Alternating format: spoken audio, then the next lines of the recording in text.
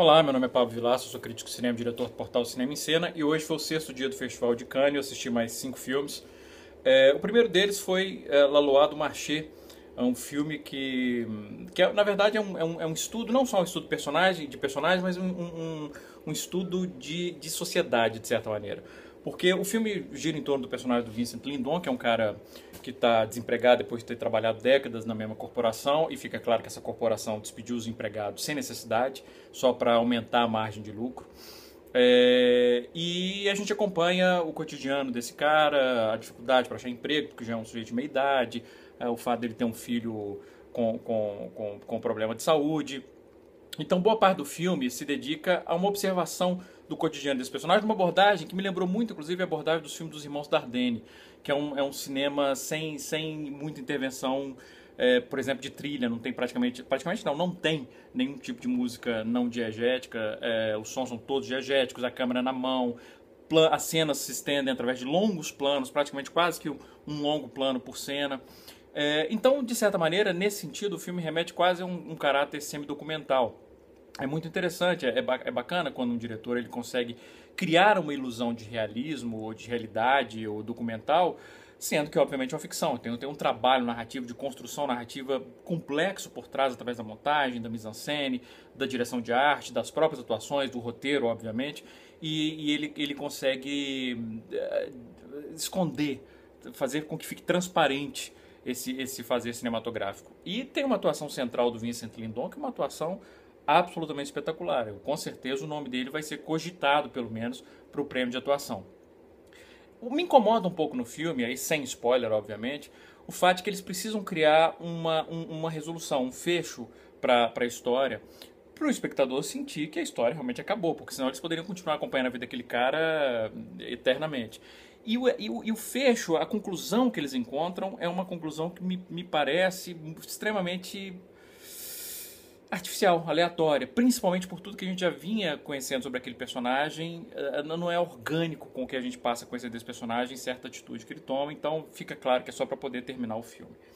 Então esse foi o primeiro filme. O segundo filme do dia foi o novo filme da Pixar, Divertidamente, Inside Out, que é um filme que eu fui ver sem ter a menor noção do que era a história, e eu fiquei muito, muito surpreso e feliz de ver a Pixar de volta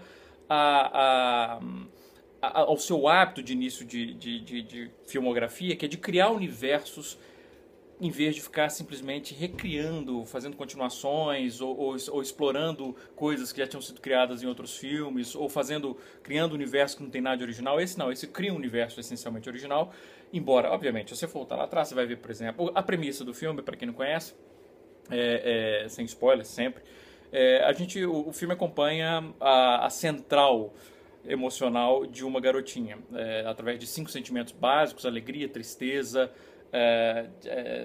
nojo, medo e raiva. A gente vê como esses 5 sentimentos controlam, numa sala de controle na mente dela, as reações dela.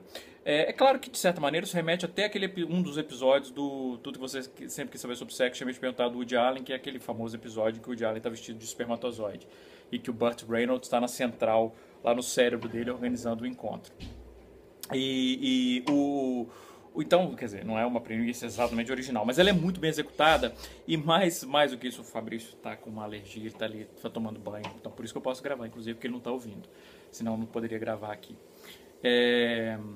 Porque para quem perdeu o outro vídeo, ele detesta qualquer tipo de comentário de um filme que ele ainda não viu. O Fabrício é a pessoa com quem eu estou dividindo o apartamento. Depois dessa pausa, que inclusive quando ele não me deixa gravar por causa disso, o meu sentimento de raiva é acionado.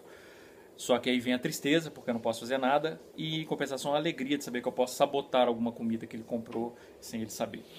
E aí ele vai sentir nojo, e se ele descobrir eu fico com medo do que ele pode fazer. Mas eu divaguei completamente. Esse que eu estava falando. Assim, e é um filme, primeiro, muito divertido, que tem um design de produção extremamente criativo, a maneira como ele representa fisicamente as emoções da personagem. E uma coisa que é muito bacana é a maneira como ele lida justamente com a psicologia. Eu fiquei com muito medo, por exemplo, de que o filme tratasse o sentimento de tristeza como uma espécie de vilão da história. E o filme é mais complexo que isso, ele sabe mais do que isso. Ele não vai para esse caminho que seria falso e fácil e preconceituoso. E é um filme, como eu falei, que cria um universo novo, tem uma alegria imensa na narrativa, é um filme pra cima, mas é um filme, se bobear, um dos filmes mais complexos, ou o filme mais complexo do ponto de vista temático que a Pixar já fez. É um filme que realmente me encantou imensamente e digo mais, foi o filme que teve os aplausos mais entusiasmados aqui no Festival de Cannes. Foi muito, muito aplaudido. É claro que o filme não pode ganhar nada porque ele está passando fora de competição. O que mais? O terceiro filme foi um filme chileno, se não me engano, chamado Las Elegidas, que é uma... Gostaram da pronúncia? Que é um filme sobre uma menina que ela é escravizada, quer dizer, para ser prostituta. É um filme sobre escravidão, sobre escravos sexuais. E o filme conta a história do cara que a seduz, né, o namorado, e que leva ela para ser aprisionada e trabalhar como escrava sexual. Obviamente um tema complicado, é um tema importante e que o filme tem relativo sucesso ao abordar. Principalmente ao abordar o cotidiano da menina, como ela sofre e essa realidade brutal que milhares e milhares de mulheres ao redor do mundo vivem. O problema do filme para mim, esse é um problema grave que me impede de ter gostado mais do filme, foi que ele conta a sua história e ele centra a história no rapaz. Quer dizer, é um filme sobre escravas sexuais em que o protagonista é um homem. E mais do que um homem, é de certa forma um cara que escraviza. Tudo bem que ele pode se arrepender ou pode ser um bandido iniciante, mas é um bandido. E o filme trata a vítima como só como vítima. Então essa abordagem me incomodou bastante. Esse filme é Las Elegidas, mas é um bom filme. Já os outros dois filmes da noite, o dia começou tão bem, desandou a partir daí. O último filme da noite foi um filme francês chamado Marguerite e Julien, que eu descrevi no Twitter como sendo um Romeu e Julieta para quem gosta de incesto. É um filme sobre um romance entre um casal de irmãos, e é um filme melodramático, com um roteiro absurdo, e tem uma abordagem narrativa que eu tenho certeza que os realizadores acham que é sensacional, que é investir em certos anacronismos, ao mesmo tempo que as pessoas se locomovem a partir de cavalo, tem helicóptero também no filme, não tem luz elétrica, mas tem microfone, tem gravador, enfim. Então ele gosta de brincar com esses anacronismos, que não tem nada de original também. Até enfim, até o próprio Marie Antoinette da Sofia Coppola, que é um filme que eu não gosto, mas que já foi bem antes disso. Até o Tiradentes, o brasileiro, tem um momento que toca Blowing in the Wind. Enfim, tudo bem que não é diegético, mas enfim, é divago. Mas não o filme tem uma confusão narrativa que inclusive se assemelha com essa confusão minha de divagação nesse vídeo, de falar de vários assuntos diferentes, enquanto eu deveria estar falando só sobre os filmes. E se isso prejudica um vídeo de 8 minutos, imagina o que faz com um filme de 2 horas. As atuações são atuações unidimensionais, aquele melodrama, um clichê carregado, inclusive nas interpretações. É um filme realmente assim difícil de defender. E o último filme que eu vou comentar hoje é um filme novo do Apichatpong Weerasethakul, o Joe da Tailândia, que é um queridinho da nova crítica das gerações mais jovens e de muita gente das velhas gerações também, da minha geração. Mas eu realmente não consigo compreender o fascínio que esse cara exerce sobre essas pessoas. Não consigo. Eu já escrevi, inclusive, sobre os últimos 2 filmes dele, o Tio Boom e o Até o Mekong, e esse, para mim, é o pior. É um filme que me incomodou profundamente. É um filme absurdamente autoindulgente, em que ele tenta criar, obviamente, metáforas ao longo do filme, mas são metáforas, ou elas são muito óbvias, ou elas são estúpidas, em certos momentos, inclusive, remetendo a quase teatro infantil, quando você tem as várias pessoas mudando de banco numa praça e de uma maneira tão boba, tão tola, tão infantil.